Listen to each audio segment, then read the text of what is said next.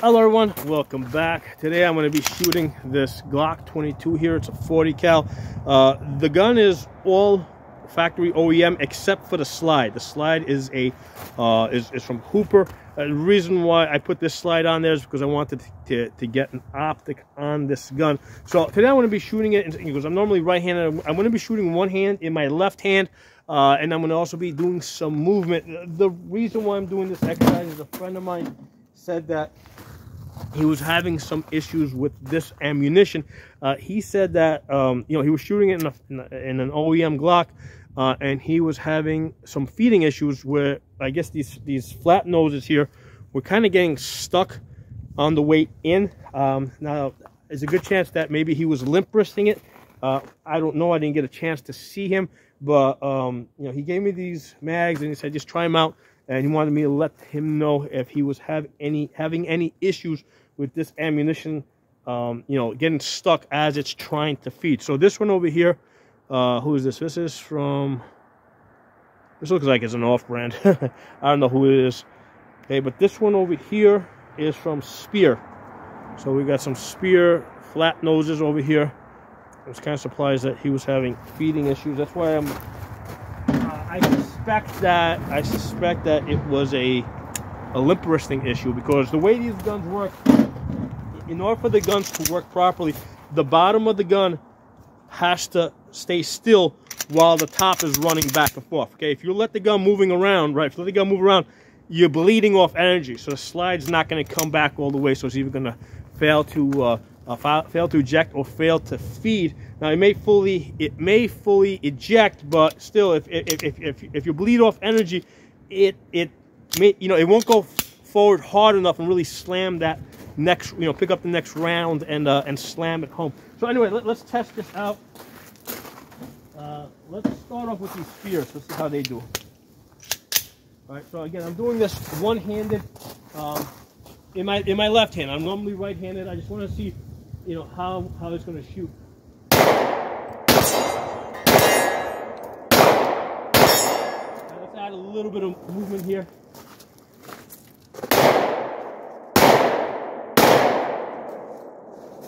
No issues with the gun so far. The Spears fed fine. Let's try this other off-bed. Now, one thing I'm going to say is these OEM frames, they beat the shit out of your finger right here, man. Because I'm holding it like this. A lot of people have told me that they get calluses in this area over here when they shoot lots of Glocks. I like shooting the polymer 80s because all the polymer 80s, including the G43, they got this deep cut over here that really, this makes shooting a lot more comfortable. I don't shoot factory OEM Glocks that often, and I can already feel that this is beating the crap out of my knuckle, my finger right underneath here. So anyway, let's try this one out, see how this works.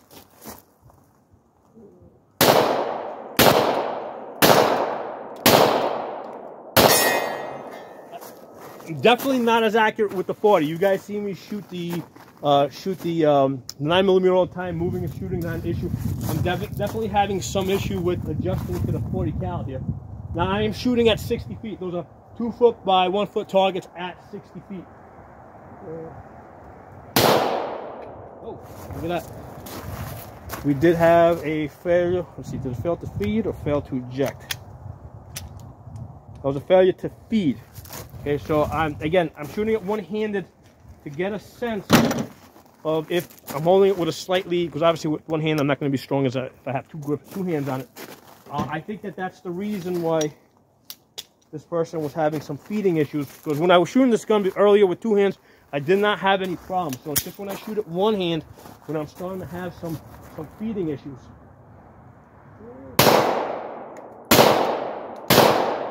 Oh, another one here.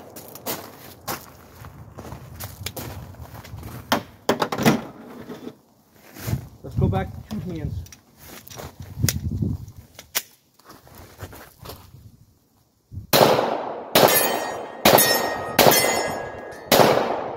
That went the lockout. But now I'm back to my right hand, 2 hands over here.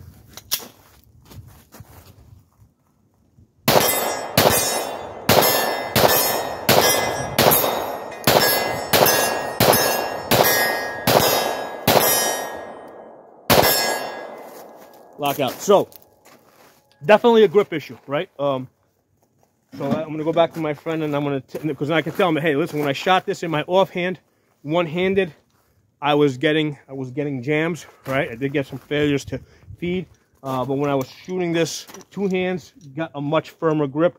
The gun was, I was just able to bang away with no jam. So what you got, what this clearly illustrates is that the difference that having a firm grip has, right? So when I'm shooting this two-handed firm grip, no issues.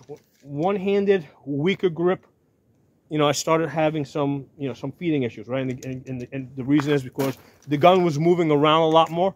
So as it moves around, you know, it doesn't come back all the way, bleeds off a little bit of energy. So basically I got, you know, I mean, I'd have to practice with this, get better at holding it a little bit more firmly, get a little bit more weight into it. With the shooting it one-handed, my accuracy was like way off. Like you guys see me shoot in my left hand all the time. And usually I can hit those targets even while I'm moving, okay?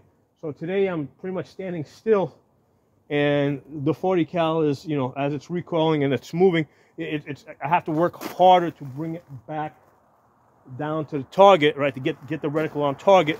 So it's giving me two issues, right? When I'm shooting this one-handed, the 40 cal, the gun's recoiling more, so I have to bring it back down to the target. So it's slowing me down, and also because as it shoots, it recoils more. As it moves, it has these potential feeding problems. So basically, a good case for why 9mm is a better round for most people. Now, yeah, great. When I was shooting this two-handed, no problem. I could bang away. The gun wasn't moving. I could keep the reticle on my target the whole time. Okay. Well, but sometimes you gotta shoot one-handed, right? You might have to hold somebody back, or you might be holding onto a ladder or whatever. So you gotta be able to, you gotta use a gun that you know that you can shoot one-handed in your offhand. Okay, so this was a good demonstration where you can clearly see how when I went to my left hand, I'm not that good. All right, you know, put my ears on. Let's try my 43. Now another thing that actually, this one over here, this the Glock, has the older 507C, right, which just has the 32 MOA circle, right?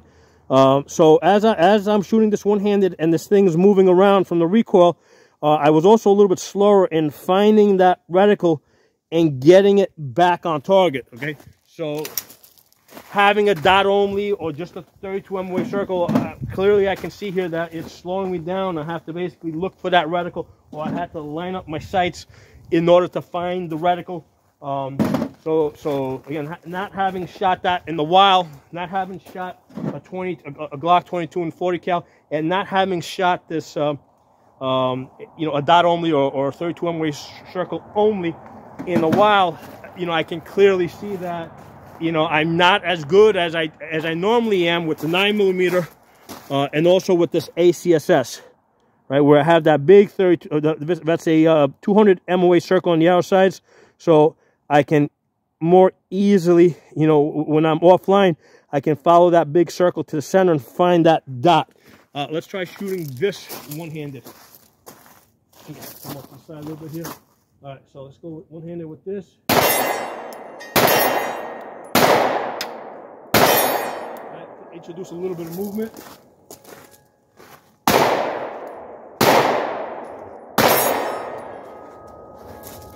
So clearly I'm better with both the 9mm, even though this is a smaller gun, I can shoot this better. And also with this optic, with the ACSS, I can get on target, you know, I can find the center faster.